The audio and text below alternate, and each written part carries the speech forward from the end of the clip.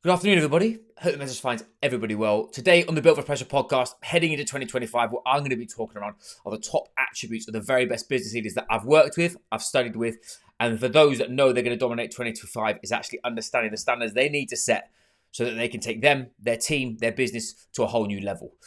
Now, as a business owner and a business leader, there are interchangeable pieces of the puzzle. There's three key things that we're looking for, and that's more impact, more freedom, and more revenue, because we know that equals growth. Most people that be listening to this, they are self-achievement driven. They want to win. They want to achieve big, audacious goals on a continual basis, because when they don't, they feel extremely lost. And now the issue, and the sort of the name of the game when it comes down to this, is actually those three things stem from actually elevating your personal standards, being elite with your self-awareness and your emotional intelligence, your EQ, and actually developing forms of mental fortitude and resilience towards outside forces when when life throws stuff at you. And that's usually what happens in relation to business leadership. It is a turbulent journey from start to finish, whenever you start a business all the way to when you sell out, or when you're just operating at the top of the tree and you're working with people. You're always going to be dealing with challenge, and it's accepting that is one of the key traits of a leader. Best leaders, that they share one common trait. It doesn't matter what industry they're in. I've worked as I said, I've worked in the sort of health and performance space for 17 years. I've worked in the leadership performance space and with business leaders on their well-being, their mindset, and their performance for 7. One common trait that I have found has been imperative for most to actually dominate their performance is actually being ruthless with their time. They make decisions faster than anybody else. Because it's something that we're going to bring onto this podcast is I want to learn what other people's mantras are. I find that it was someone who is I'm very, very self-aware in relation to for personal mastery, and what I find is my dad gave me be daring, be different, be decisive. I run everything that I do through that lens. The reason why I do that is purely on the basis of, if I'm unsure, I understand my values. I understand what I want to do, and I also understand what I'm trying to achieve. Now, what most people do is if they haven't got something to live by, that's why they feel overwhelmed, frustrated, and they lack clarity.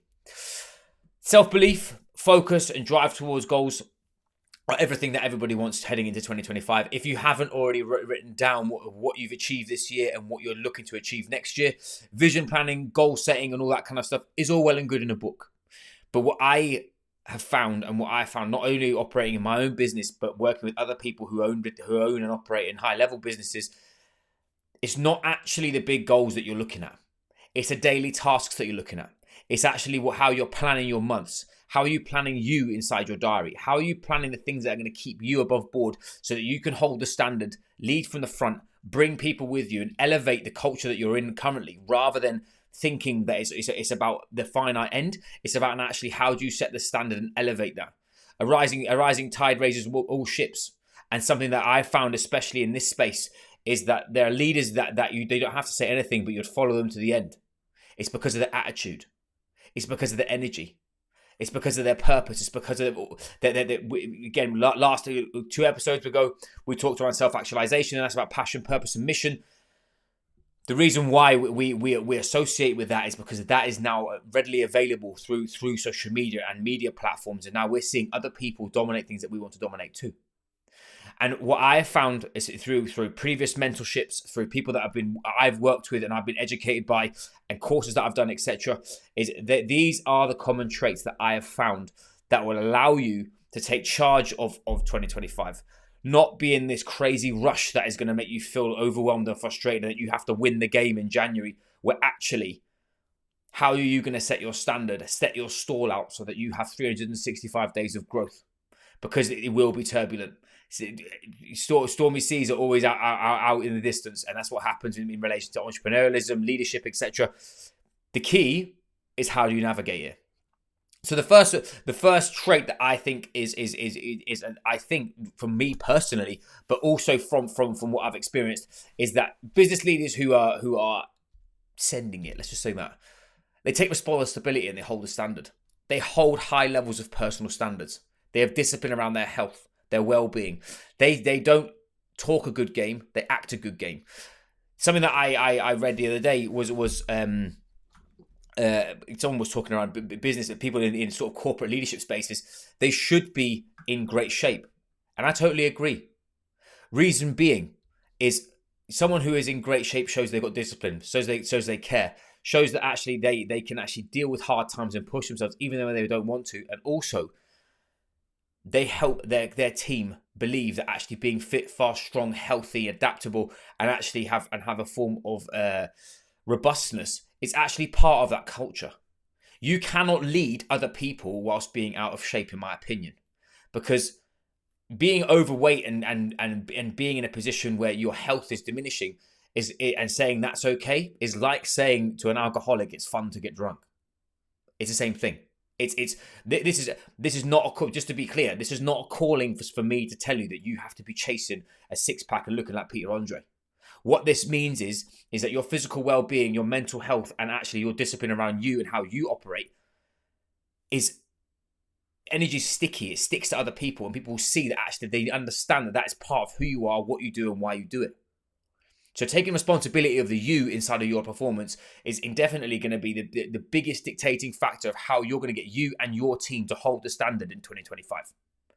And like I said, most people that I work with, they're high achievers in the boardroom, but they actually want to achieve things away from the boardroom. They have physical challenges. They test themselves. Why? Because they know that if they show they can physically test themselves, they can mentally and emotionally stand there with their team and take them through turbulent periods of business growth because they can deal with the pressure. That's why being healthy, fit and capable is massively important. Number two, they have courage. Most people that I find in leadership spaces or people that are wanting to develop something or grow a business or start a thing or do whatever, they look for confidence first. It is impossible for you to have confidence without exposure and experience. So if you're going to bootstrap a business and you think that you have to have confidence before you do it, I promise you're still going to be stuck here in 2026. Whereas if you have an opportunity to have courage, to take what you've got already and have the self-belief that actually whatever you're going to do is not going to destroy you. And if whatever happens, it's going to be a lesson. Courage is a number one trait which allows people to buy into your journey. Me personally, I lead with this. I've done this with my whole rugby career. I do this whenever I'm doing any form of physical activity, is that I'm willing to jump in first. Why? Because whatever I'm going to go into that scenario, I'm either going to be hands in the air, I'm not good enough. Or what usually happens is I figure it out.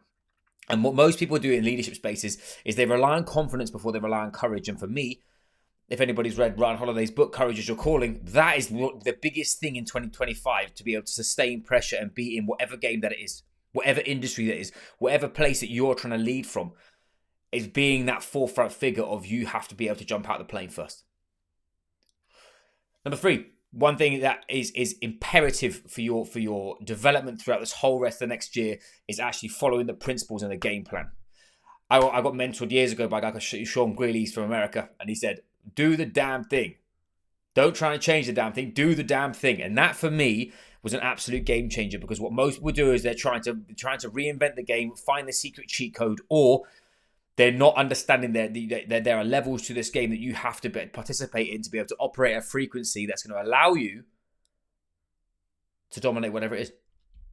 And trying to steer away from principles and run your process through emotions is going to have a massive downturn for you and your leadership skills. This happens all the time in the health and performance space. The amount, Lane Norton, he says, no, science doesn't care about your feelings.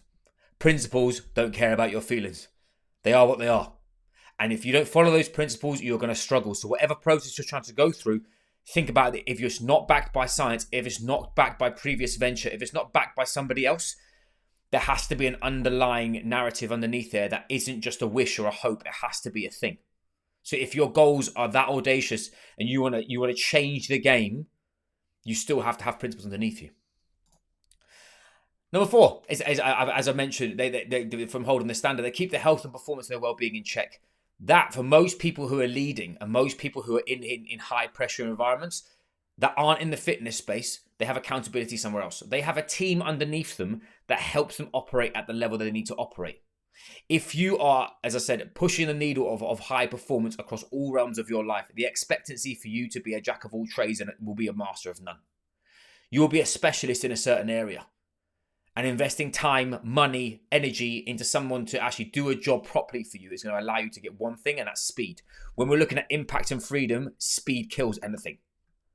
For me, I've got somebody in my corner for my business. I've got somebody in my corner for my mindset. I've got somebody in my corner for my physical activity. I've got a lovely wife who keeps me honest generally. But my point is I pay to play to have people look after me in areas. I've got an accountant. I don't try and do my own finances because I believe in specialists. I believe in people that can do the job better than me because that allows me to get speed. If you're a leader relying on yourself to do everything, you struggle to stick to your personal standards are slipping because you can't figure out what gym training program you do, and you're not in the health and fitness space. Why are you asking that question? Or if you are in that health and fitness space and you're a coach and you know that you're not holding the standard, how are you supposed to actually lead from the front? How are you supposed to demonstrate that people should follow you? Why should people be inspired to be on your journey if you're not holding the standard yourself? Because the next one is understanding your actions and values with your mission. We talked about this in a previous episode about your values. Your values fill your voids, and values aren't like emotional things, like, as I said, hard working, work ethic, integrity, and these kind of things. Integrity can be technically, but we'll not go too weird on that one. What that means is that if you don't understand what you value, connection over consumption is everything for me. I would much rather be on somebody's journey who I know that I'm dialed in with. I had a call this morning, shout out to Tom O'Cleary, legend. Next year, we have got a massive goal for him to achieve something huge as an athlete. Obviously, he operates at a high frequency for a guy who's coaching as well, runs an online business and an in-person business. The man is moving at 100 miles an hour. I know what he values. And in our part of the job for him is to actually be me to be his co-pilot in navigating him so that he doesn't burn himself out. But if you don't understand your mission and your values and you don't have a definitive end goal, definition of done is something that we run through Built for Pressure. If you don't understand a definition of done and it doesn't align with your values, that's probably why you're going to be overwhelmed, frustrated, pissed off, or have no clarity. And another piece of this puzzle that I think a lot of people don't talk around is: are you bigger than the mission, or is the mission bigger than you? If you're a business owner, if you're a business leader, and you're looking to take you and your team to the next level, I guarantee if you don't look after the bottom before the top, you'll fall over. People at the bottom now are the biggest thing. Your team is the thing that in regard of whatever is the thing that's going to keep you in the game. If you are working with other people and I've worked with multiple people who are CEOs, board members, executives, etc., and all they're worried about is top line and what's happening on the board. There'll be a huge differentiation between what's happening at the top, what's happening at the bottom, and that's why their teams are disjointed. That's why they've got poor culture. That's why they've got a terrible narrative of actually what high performance is, and it's as if they're driving the car with a handbrake on. Businesses that I know that are absolutely dropping the hammer and sending it. Other ones who I know that have sold out for millions or just sold out, or others that are operating from a place of freedom. They care about what's happening underneath them more than the board usually. They make sure that the people underneath them they are part of the bigger game. They are bringing people in. I've worked with people in construction industries where the biggest problem that they have there is as people actually, instead of them just thinking they're a bricklayer, actually how are they being part of that mission? How are they getting to the next level? How are they being part of the bigger picture? What responsibilities do they have? If you give people purpose, you will give people freedom. You'll give people the opportunity to think. You'll also empower them to make better decisions and start winning for you. If you do that with yourself and you do that with the people around you and realize that human first approach is the only way to work in 2025 heading forward, that's the only way you're going to be. I had a conversation with someone about AI the other day. And the thing that I had about AI is people are so frightened of it. We're not getting away from AI. It's like you're not getting away from social media. This platform.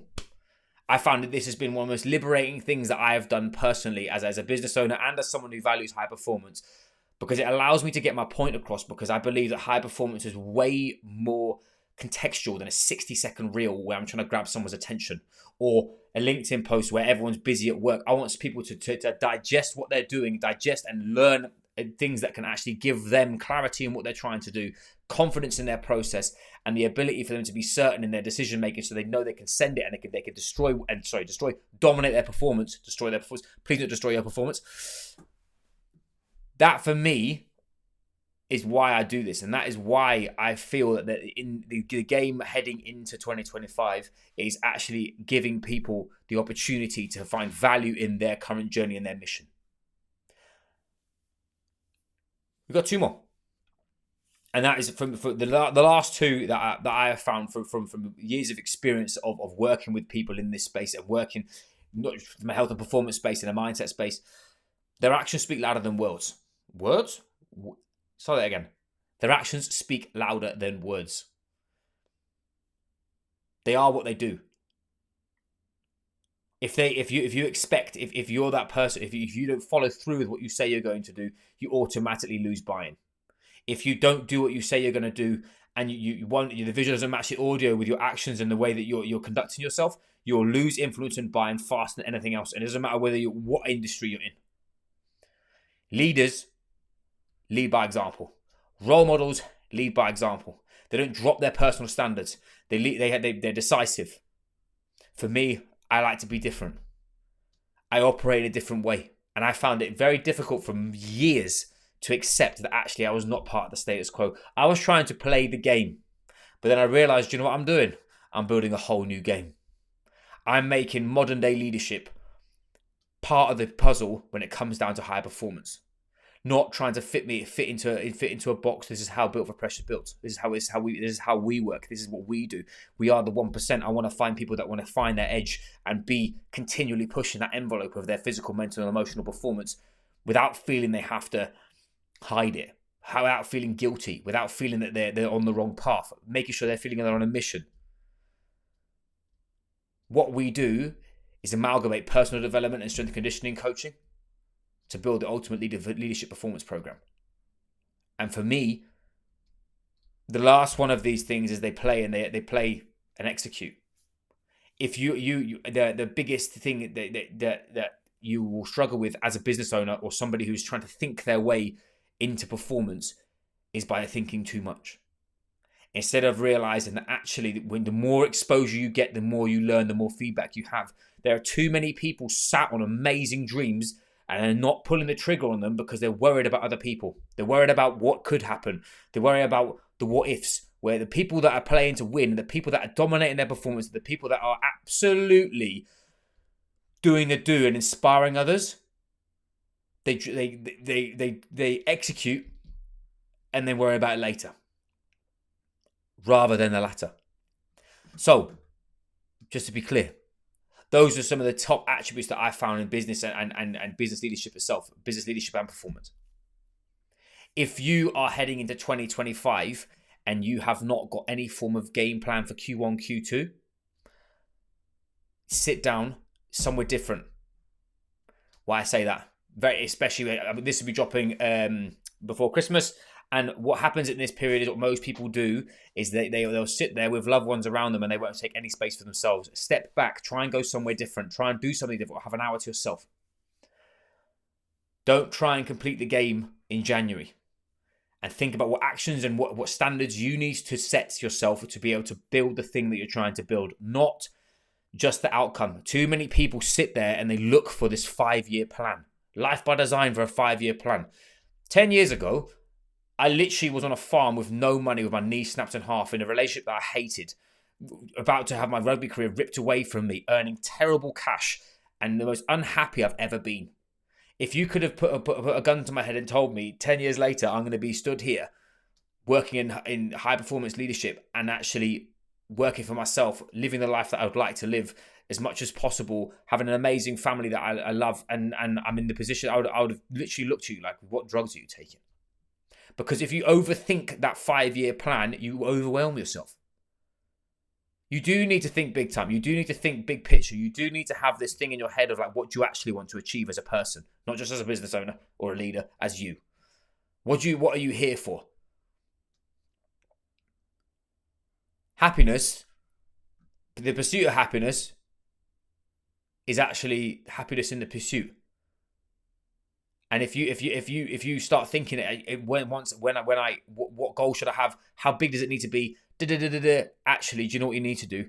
Most people need to elevate their standard. They elevate their standard from a physical, emotional, and spiritual perspective.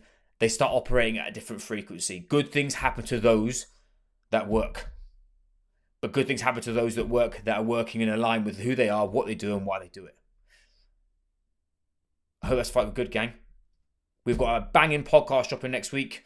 I hope you guys enjoyed the Gareth Timmins podcast as well. As usual, I really massively appreciate those that reach out and have given me a kind word about this. I'm not fighting for everybody. I'm fighting for that 1% that wants to better themselves. And the Built for Pressure podcast is for those that want to take their performance, their leadership skills, and their business management to a whole new level in 2025. We've got some amazing in-person events coming and also some more connection pieces too. So please stay tuned. Anyway, thank you very much, gang. I'll catch you soon.